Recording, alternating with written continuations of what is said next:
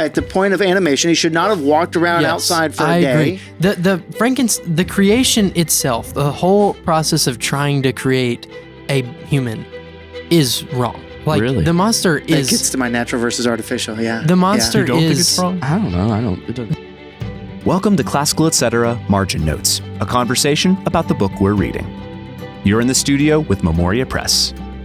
Welcome to Margin Notes. In this episode, we're going to talk about Frankenstein. But before we get there, I would like to point something out, which is this is now the first episode we've done where we've all read the same copy of the text, right? We all have identical books. All of these books we bought for the podcast, and I want to take a look at the spines. Okay, here's my spine. Okay, Baxter's is pretty intact. Luke's is pretty intact, except your corners have been quite rough. It was a little wet when I got it. Let's take a look at Max's spine here. This is good quality work here. You see, the big creases are the pages that I like. I think our listeners who love books are going to immediately feel some animosity towards you on this. It's just not the right way to read Do a you book. bend it when you read it? Do you like... Well, I mean, I like of to those? read, so Luke knows this, I sometimes walk around when I'm reading. You walk and read. Sometimes. You can testify to this. I don't know how he does it. I could not do that. But, you know, I like it to lay open in my hand, or I'll even do this Oh my gosh. while I'm walking, so I can just hold it in one hand, have disgusting. my pencil in my other hand. You're treating a book like a magazine. This, When he gets his book, he'll just break the spine. It's ridiculous. Wow. we had a conversation at lunch the other day with some other HLS teachers about this, and I might be being convinced that I shouldn't be doing this, Okay. but But for now, this is what you do. Yeah. And a habit being something that one does without thinking is going to be hard to break. If I'm you working on it. That's what happens when you don't have to pay for your books. When they're company-provided books. Next episode, you're paying for your own book, Max. No, okay. You already bought all of them. So. Yes, they're on our desk. Okay. Well, all right. Let's then get into this text now that we've learned something about our reading habits. First, what is the book Frankenstein about as a whole? Now, I mentioned at the end of the last episode, what we were reading is the 1818 text. There's a whole bunch of scholarship about what Mary Shelley changed between the first version and the later versions. We just went for the first version. I don't really have a case for that, but and they're not significantly different. I think she's hinting at different things depending on which version you read. But okay, reading Frankenstein. What is the book about as a whole? All right, one word. We did this last time. Baxter. I'm going to go with nurture. If we're doing like truly one word. Okay. One word, one idea. Okay, in that case, I'll go with nature versus nurture. Okay. All right. Luke? I think it's about justice being what is owed to the other person. Okay. Max? Can I do a slash word? Sure. Companionship / friendship / solitude. Hold on. Companionship / friendship / solitude. I don't know if I want to use the word companionship or friendship because I don't know if I want to define those as different things. Okay. But it's companionship versus solitude. But it's in the discussion. We're going to maybe clarify some of these things. We'll see where it goes. We'll see where it goes. Okay. I would like to say the natural versus the artificial. And those are loaded philosophical terms. This is true. Natural being that which is which has a nature and which is I would just say formed by God. That's just that which is created by the supreme power versus the artifact, meaning that which is man-made. So, I guess You said it has a nature? Makes it natural? Yes, it's circular-ish. That does seem to be a little circular. What do you mean? Can you expound on that? You all memorized the definition of nature, did you not? The essence of a thing? That's enough. Sure. That's what I was thinking too. Yeah. And so, and the essence being defined by the form of a thing. So coming from an Aristotelian perspective, or Aristotelian Platonic perspective, that's fine. My point being is that from an Aristotelian perspective, a chair does not have the form of a chair other than what we are sort of imposing on that, right? It's a man-made thing. Right. What it has the form of really, truly is wood, right? Or if it's what we're sitting on, right, metal. It's got the form of that. We have just, we've imposed a structure on it, but that doesn't give it there's no Platonic form of a chair. There's a Platonic form of a tree. Mm-hmm. Okay. All right, that's what I'm getting at. That's what I'm getting at. It's good. When I don't I think mean that's natural hugely- versus artificial. I don't think. Okay. Yeah. Because I don't think that's a point really to spend the whole podcast talking about. Maybe. oh, sure. But- Okay. But we're not going to get sidetracked on that. But my point being with Frankenstein, where this is the story of Frankenstein creating a living being, is that's a man-made thing, Right. as opposed to humans, which are not, which were made by God or creation, or however you want to phrase it. And those two things are very different Right. things. Okay. Yeah, that makes sense. Is what that's my one word. Okay. That makes sense. Okay. It's a couple words. Okay. All right. So I think we should first run through the plot real quick so that our listeners know what we're talking about if they haven't read the book.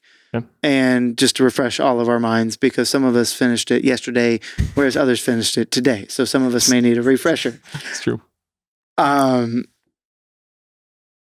Who wants to give the plot Max, I rundown? feel like feel you like Max haven't would have a done, good you haven't one. done Yeah. A plot Max rundown? Max's rundown. turn. Okay. This is a little harder to be specific because it's more than Fidelity and Macbeth. True. So, Victor Frankenstein, I guess we'll start at the very beginning. Robert Walton is adventuring to the North Pole, and he begins by writing letters to his sister. When he gets to the Arctic, he meets a guy who is by himself, who begins to tell his story.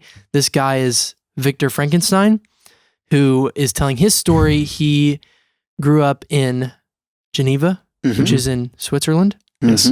And he goes off to become an academic, and he experiments. He goes to college, and he begins to work with chemistry by himself. He discovers how to make life from not nothing, but He discovers how to animate an inanimate object. he creates a living being Mhm. that is monstrous in nature. Mhm. And this being comes to life. Frankenstein realizes that he regrets it and that he's afraid of it. The being learns how to talk and becomes a functioning, not humanoid being. Mhm. And then desires companionship, asks Frankenstein to make him a partner. Frankenstein refuses. The monster gets angry and has a revenge path to ruin Frankenstein's life And his family. and his family. And is that sufficient? But then I think then Keep it going. turns, right? Frankenstein then wants to take revenge on the monster. Right. For destroying his life. Mm-hmm. The monster kills everyone that Frankenstein loves. Yep. Frankenstein gets mad, wants to destroy the monster or die trying. Mm-hmm. And then at the end of the book, he's still chasing him, and he dies as he's relaying his story to Robert Walton. Yes. And the monster then shows up and the has monster regret. he feels pity. He is almost apologetic, Mm-hmm. and then he resolves to kill himself. Mm-hmm. On a funeral pyre on the North Pole. Yep. Okay. Is that sufficient? I think that's so, sufficient. One thought I had when you were going through that was I felt like it was important to note that when Frankenstein animates the creature, he immediately leaves the room where he's doing that, doesn't come back for like a day or two, and when he comes back, the monster's gone. Yeah. So that monster like becomes animate, but has nobody around to be in relationship with it from the get-go. Mm-hmm. Yeah. And he doesn't see, Frankenstein doesn't see the monster for 2 years or something like that. Yeah, something like that. Yep. Yeah. Okay. All right. So then if this is about nature versus nurture, justice, companionship, and solitude, whether natural and artificial, what's being said in detail and how? Okay. I don't know. I would want to take this in the order that it's on my paper. Nature versus nurture. Well, I think it's first important to look at the fact that, I mean, obviously, the creature was created artificially as a full-grown adult fully mature from like various human parts, and essentially did not inherit a nature of like it didn't inherit like genetic personality traits. So there's nothing physically, is that what you're getting at, that defines him as an individual? Right. Okay. Right. He doesn't have like a parent that had these traits. And so he's naturally led down a path of violence or a path of, any vice. And so I think that's a strong argument that his actions were purely the result of nurture. I think when you look at the fact that he wasn't born with a nature, the only thing left is nurture. And then you look at his interactions in the world and how the world mistreated him. He saved the girl and he got shot for it. And the DeLacy family wouldn't accept him. I think that's a strong argument made by the author that nurture is what causes our actions. Okay, so that's an interesting point, because then it raises the question, does Shelley think that by default, this thing would be good? It seems to me that she does think by default it is benevolent.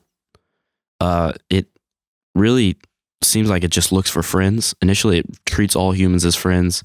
It desires to have a relationship with its creator. It sees the goodness in the family that it spies on, and it desires to be united with them. It doesn't seem like it has any malicious intent until it is mistreated.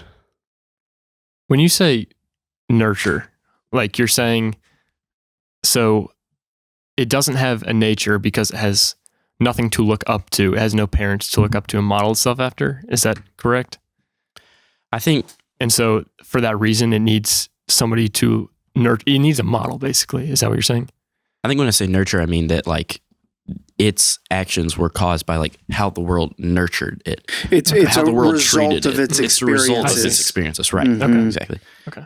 It's born a blank slate, and then as a result of its experiences, it becomes interesting.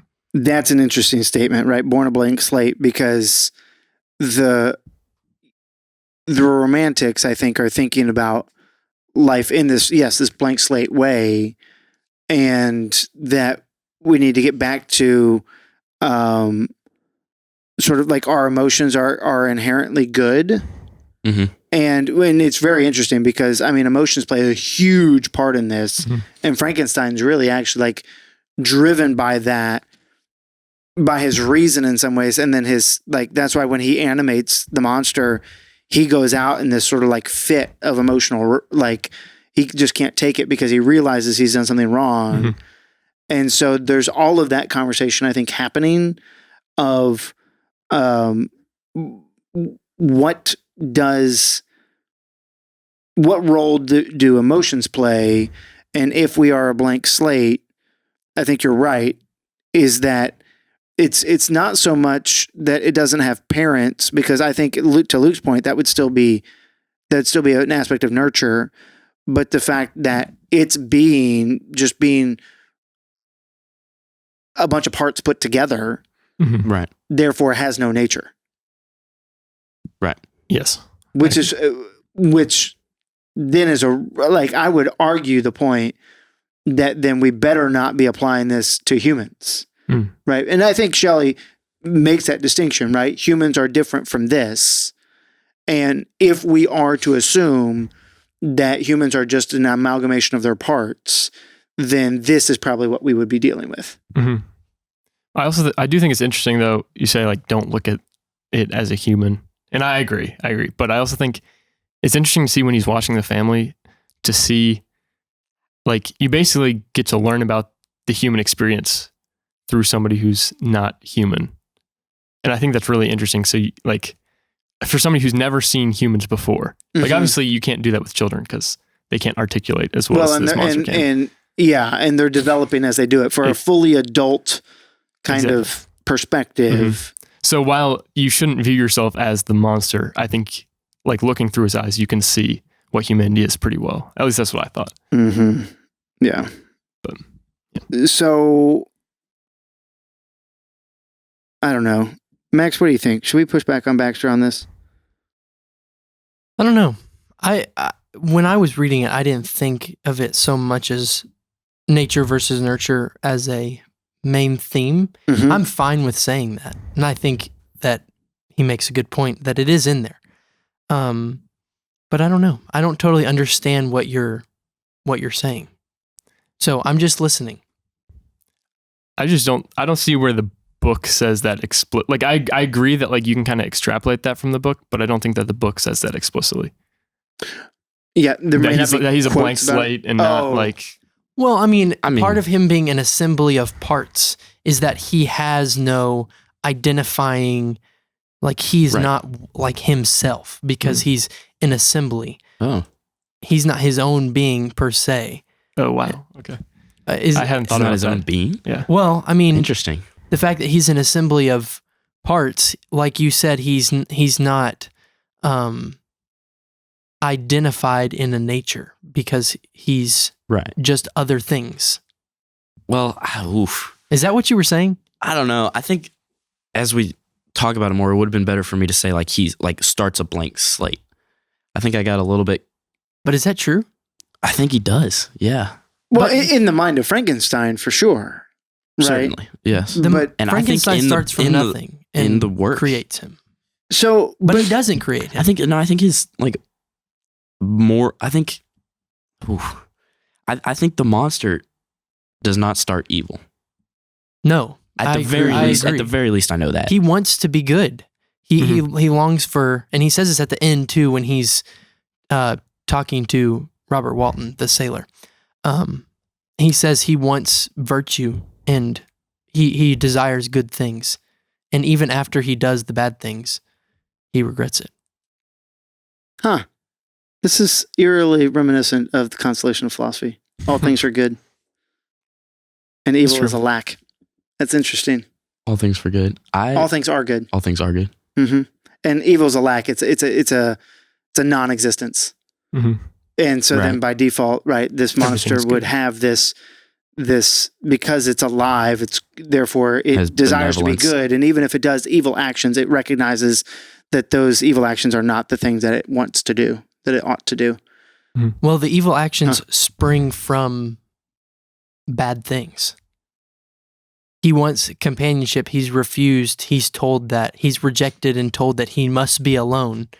And that's why he does evil. Wait, so does he have no culpability in this? No, he absolutely does. He does. But that's... Now we're getting to Luke's question of justice, right? Yeah. I mean, fundamentally, keep going. Well, I mean, Mary Shelley does a really good job of making you like him at the beginning. When the monster. Yeah, the monster. I don't like him. Oh, you don't feel bad for him at all? Wow. I feel bad for him. I don't like him. I think he's an evil the monster. Oh, wow.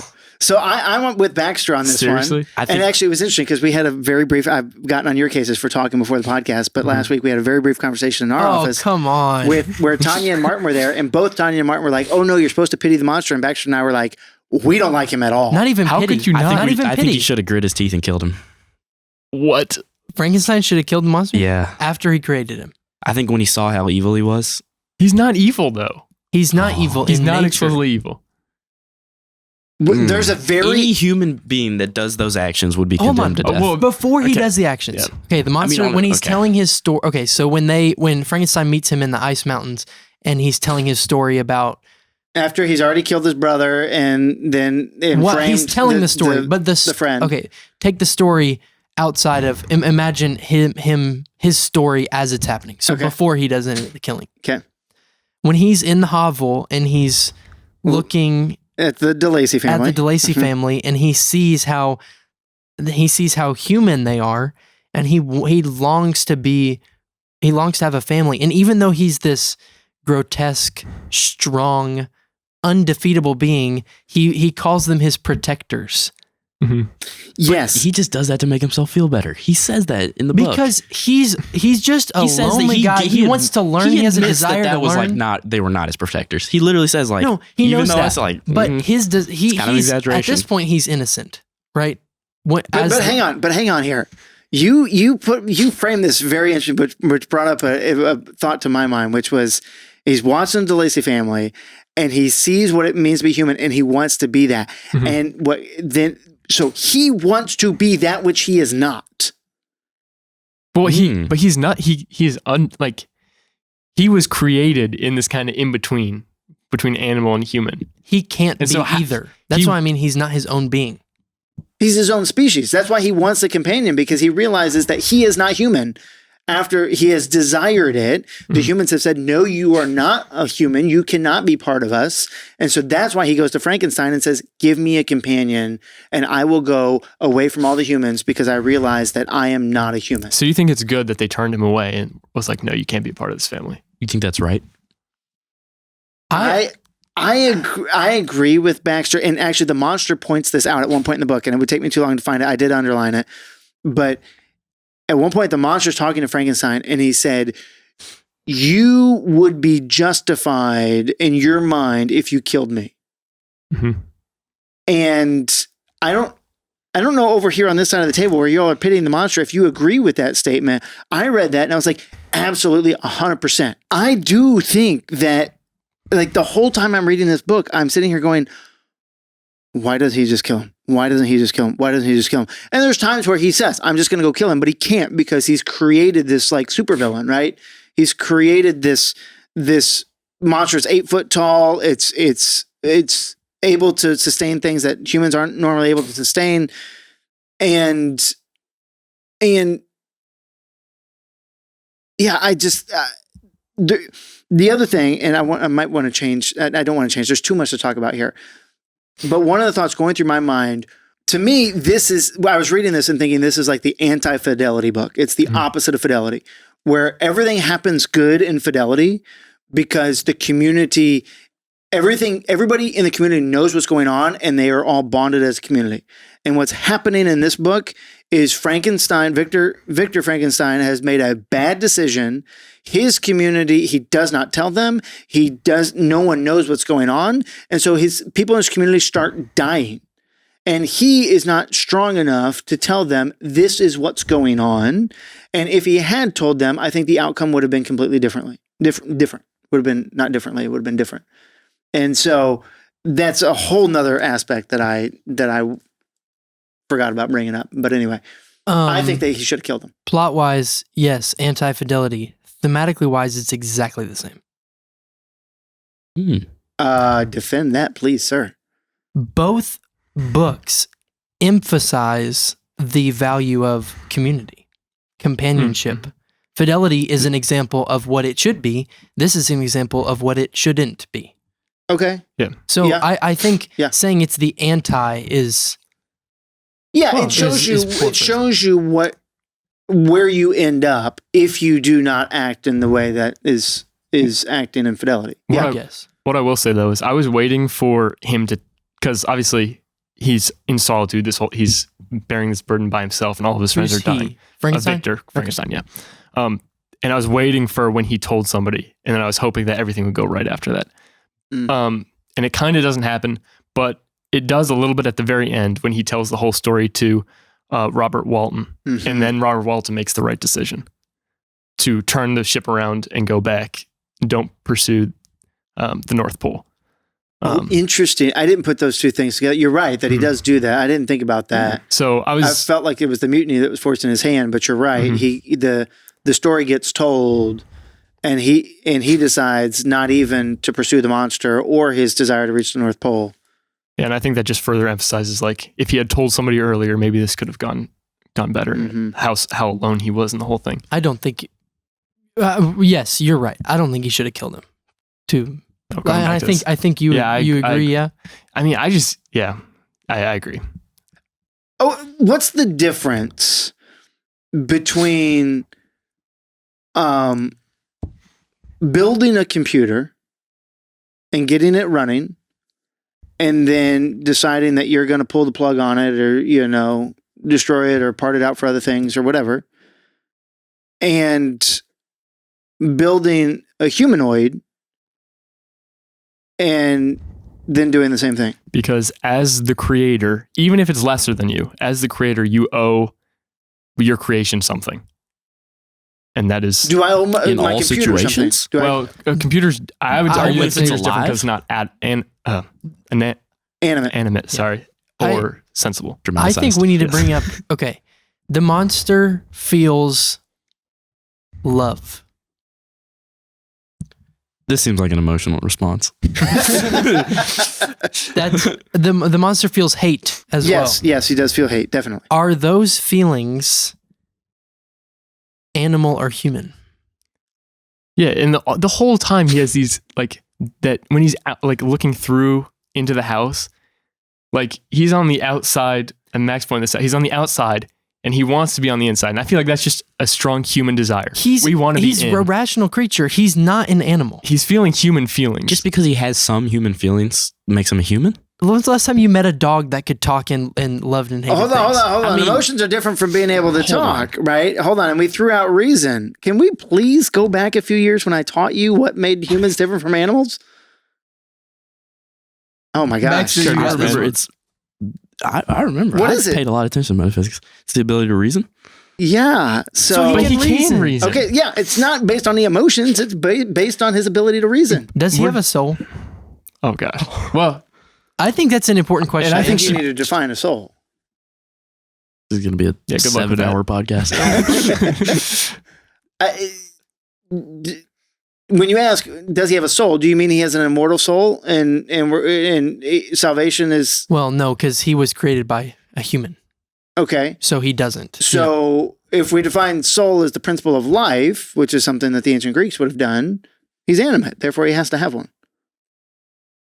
I think also a lot of times there was like multiple like lines where they looked at nature and beheld something beautiful, and it says their soul was lifted into the heavens. That's all Yes. over the place. That's my Yes. natural versus artificial. Thank you, Luke. You're welcome. But I think he feels there's one line I'm gonna forget where it is. There's one line where he feels that same thing. Oh, the monster does. Yes, and I was like, how can he do that? Hold on, I'll try and find it. It's when he's in the woods and there's like Max. right isn't.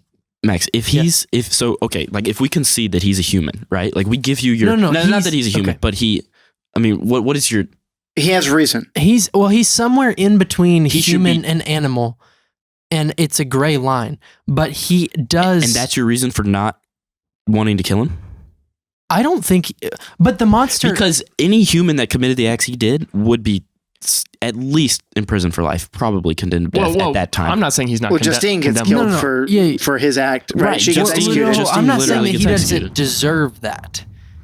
But you guys were talking about you don't like him or pity him or before he kills all the I people. pity him, but I think he should be He's killed. an innocent being. Well, then why should Frankenstein not be killed? Hold on. But my position is when he animated it, he should have said, "I was able to animate it.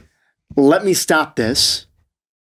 And immediately, Frankenstein should do that. Frankenstein is at fault. Frankenstein should have immediately terminated the creature at the point of animation. He should not have walked around outside for a day. Agree. The creation itself, the whole process of trying to create a human is wrong. Like Really? the monster That is gets to my natural versus artificial. Yeah. the monster You don't is think it's wrong? I don't know. It doesn't. the monster itself in its nature is a being that came out of sin. I don't know if Really? I want to use that word, but Well, from a romantic perspective, 100%. The whole this is the very interesting Frankenstein. And when he's being educated, he's reading Cornelius Agrippa, right? He's reading the natural philosophers, and he's reading Albertus Magnus, right? And when he gets to the university, and the professors are like, "Oh, that's all old junk stuff," right? And then he starts learning all the modern stuff. And the modern, which breaks everything down into its parts. And therefore, if you can do that, then you can figure out how to animate something. And that's what I think he's doing. And that's why he has such an utter revulsion to it at the end. And why his emotions are crying out that this is wrong, is because he's starting to deal with stuff as everything is just an amalgamation of parts as opposed to a whole. Mm-hmm. And so that's why, like, that's what I think is being said about science, right? And this modern impulse. And so whether he's born, quote unquote, out of sin, I think it is an act of hubris on the part of Frankenstein, 100%. Yeah, but that does not mean that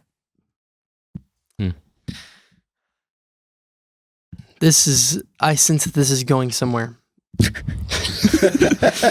That I don't necessarily think it should go. So you're gonna hold your Luke, what do you think about that?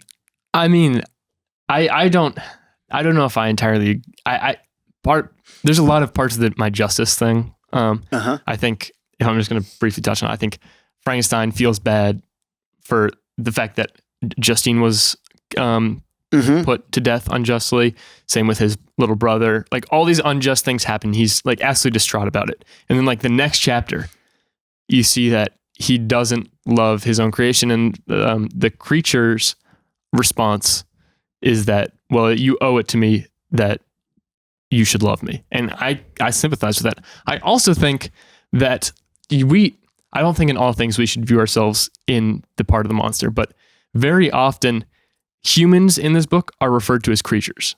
Like, he calls himself the most wretched creature all the time. He talks about his siblings. He'll say something, the creature, talking about humans. So, and I think that we should think about the way that God created us. God is infinitely above us, but I think we would all say that if he creates us, he shouldn't just kill us right away. Like, I think God owes. Whoa, okay, maybe, yeah, okay. I'm gonna hold myself there. But I think that if you do, are very if you do, tense. God I don't think God. No, I mean, it's a very interesting question, right? Because you've got an analogy going on, right? And analogies always break down somewhere, right? But if you have Frankenstein is to the creature as God is to us, right? Then the question of justice due, you would then try to extrapolate that, and that's where we say, well, hold on. The act of God creating out of nothing is a very different thing than the act of a human creating from something. Yeah, and I think even, like, obviously, if you have a kid, you owe to bring it up well. But even if, like, you breed dogs and those dogs have puppies, like, I feel like nobody would say, oh, well, yeah, you're just allowed to kill those puppies right then and there. I think it's like you owe something to them to let them live well. I know a lot of farmers that would disagree. I guess now that I say that, I kind of disagree. I think there's a distinction here, right, between the intentional breeder, right, who intended to put those animals together to breed them. Yes, then I think you do owe it to them. If those creatures, if you end up with cats that keep having litter after litter after litter, and at some point, like, that's not, like, is there a human decision that led to that? Therefore, there's justice owed. If there's not, then there's probably not justice owed there. Do I condone putting a bag of kittens in a bag and throwing them in the river? No, I don't. I've heard of plenty of people doing that. I don't think that's the right course of action, especially when we have the ability to just, not kill and sterilize cats. It's a good thing to do. It's like Bob Barker on Price is Right. Get your pet spayed and neutered. You guys are too young for these references. Anyway. Yeah, I kind of disagree. I kind of disagree with what I said there, but I still, Well, okay, go ahead. Finish what you're saying first. No. I want to know what I mean, sent me down a path that now I need to back up on. Well, I don't know. I do see the value of, I mean, like, we need to eat food. And so. Oh, yeah, you do have to, like you birth, like you have a cow, have a calf, and then you grow that calf up and you slaughter it for beef. Yeah. Yeah. Sure. So I don't know. But I still kind of think that Frankenstein is kind of like a higher, even more so, or not Frankenstein, pardon me, the monster is kind of in between animal and human. It's a little more than an animal. Yeah, he definitely has reason. He's able to reason with Frankenstein about why he has a clear, coherent case on why he should build him a companion. 100%. Yeah. I just think if you view yourself in the monster's case, like, how could you, and maybe we're not supposed to do that, but I don't see how you could ever say, Victor can just kill him. Or should be able to just kill him. I mean, I could say it. I think God has the right to take me out. Yeah. Right? Yeah. Yeah, sure. No, I'm saying, are you comparing Victor? Yeah, that's I think it's clearly an analogy because he's of the creator. Yeah. But it's not creation ex nihilo. Correct. It's not a creation of himself. I think interesting. In a way it is. I would say that it's. He could have decided to animate a dog. He didn't. He decided to animate a human like himself. I guess that's true. That's true. Why did he pick a human? It says in there that he. He kind of has this moment where he thinks through it and he says, well, I'm going to make something like me. But then as he starts doing it, he starts making it huge. And I remember that. Like, oh, whoops. I think that was for like utility, right? Mm-hmm. To like, it was easier to work with bigger parts. That's another thing, is he wants it to be used for good. Like, I think he's very scared of death. Yeah. And he wants this to be a death preventative. He also, he creates this being in his solitude as a companion. Does he? He doesn't say that. Well, I don't think he wants the thing to be his friend. Okay, so what is being said in detail and how? That's not being said. It's being interpreted by me. Okay, well, that gets to your idea of companionship and solitude, though. Yeah, we've been talking a little bit about that. So. But you think that the desire for animation is coming out of his. No, that's just I just threw that out there to see what you guys would say. Jeez.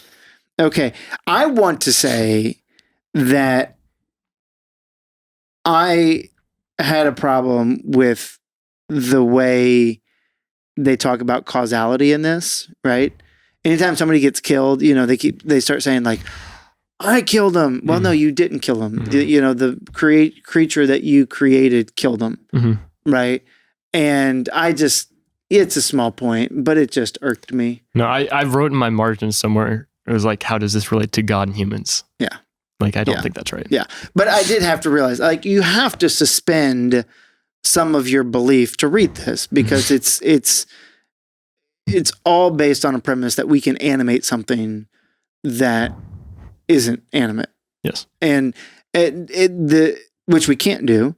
And the other thought that I had on that was because when he animates it, when he gives the creature life, he makes a comment that it could be used to reanimate dead people.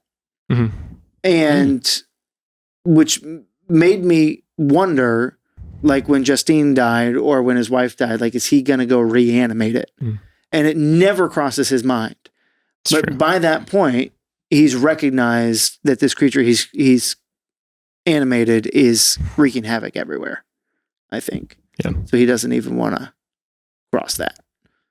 Yeah, I think he definitely notices how bad it is, and he doesn't even think about doing it again. Well, I guess he does for a moment. Well, he starts to create the girl, and then he destroys it. Yeah. Mm-hmm. Mm-hmm. What is it that provokes him to do that? Does he see the creature through the window or something? Sees the creature through the window while he's making it. And he sees how wretched it is. Guilt about it. And he's like, I can't do this again. Yeah. And he throws it in a lake. I think. What? Never mind. Oh, well, all right. Okay. Well, we are getting. This podcast is lasting a while. I mean, let's get to. Podcast. Holy smokes, we haven't even got to. Is it true? Is it true? In whole or in part? Yes. Okay, defend. I think it is true. I don't know if I I can't see anything in the book, truth-wise, that is lacking. So I guess that means that I think it's true and whole. I think it's a good yes. So what you're saying is true is it that solitude leads to bad things, that companionship is vital? I mean, I also think there is an instance in the book where he is alone and he finds joy. Out in nature. Out in nature, right. Yeah. So I think it speaks to the importance of companionship and the danger of solitude. Not necessarily solitude leads to bad things, but solitude can be dangerous. Okay. And I think that's true. I think she does a great job of displaying that. Okay. Luke?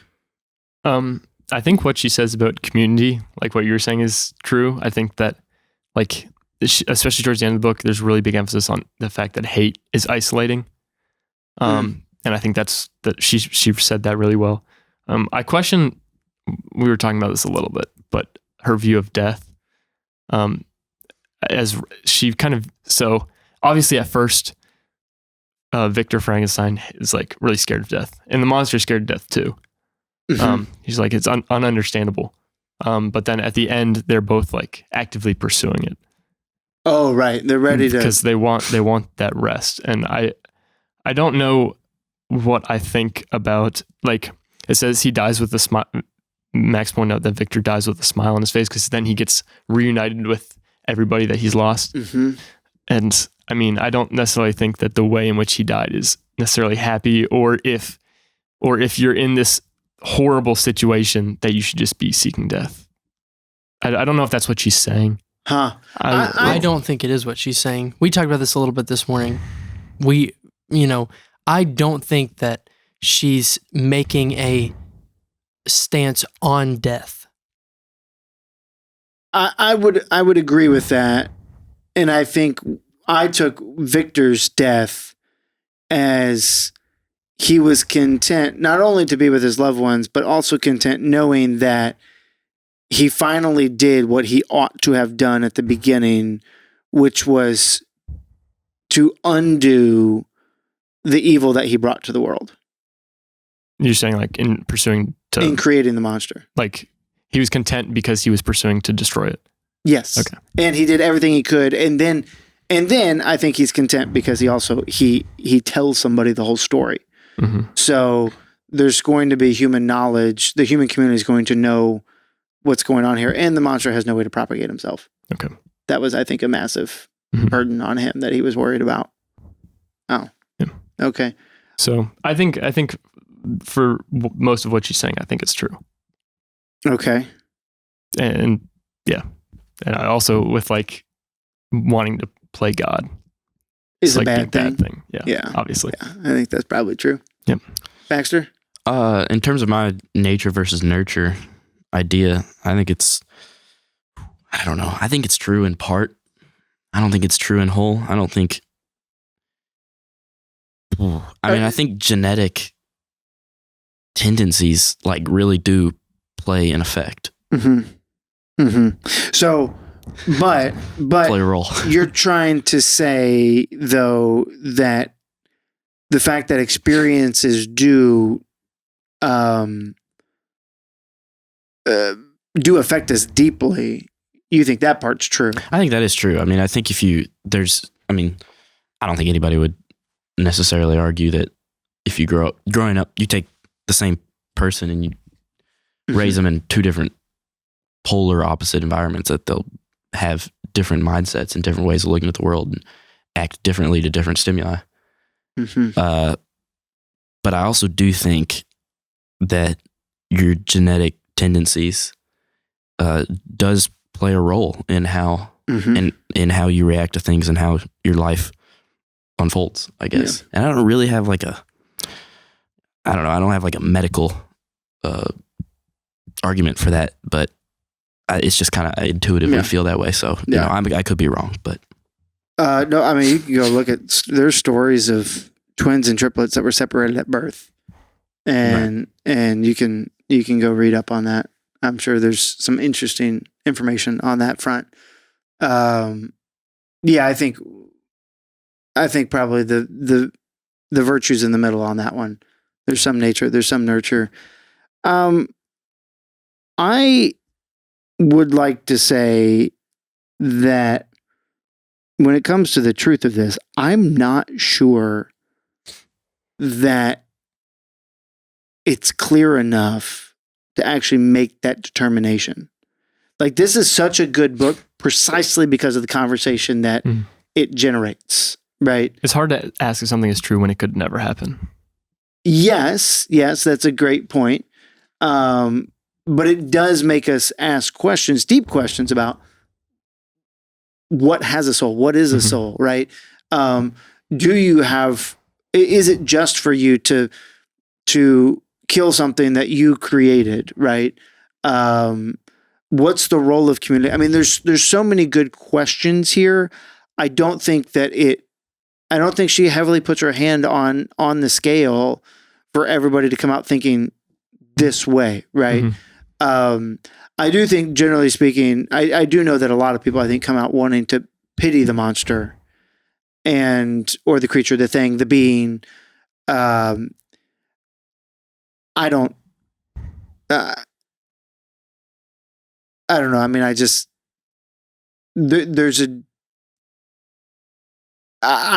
looking at it from the hierarchy of being, right? And if the human created it, then the human is higher in the hierarchy to be able to make that kind of call. So we don't need to relitigate whether he could kill her or not, kill the being or not. It's okay. Nobody has a problem with him completely destroying the half-built female. Because she wasn't animated at that point. Let's not go there. Ooh. Just move on. I would. Ooh. Okay. All right. If animation's what makes something Yeah, I guess that's true. unable to be killed. No, keep going. Okay. But, okay. So This is we Yeah. can't open that. what of it then? Okay. Did it move you? Did you like it? I mean, we haven't had such a passionate discussion, I don't think. So I think all of us. I think the last one was whether fish know they exist or not. The last The last one that matched passionate this discussion. caliber of animation. Yeah. Yes, for our listeners, that was when Max asserted in class that fish know they exist, and Which I agree The with. conversation And lasted you- all year. Agreed with 100% me. reasonable. We can't get into Oh, this my either. Lord. We could get into it.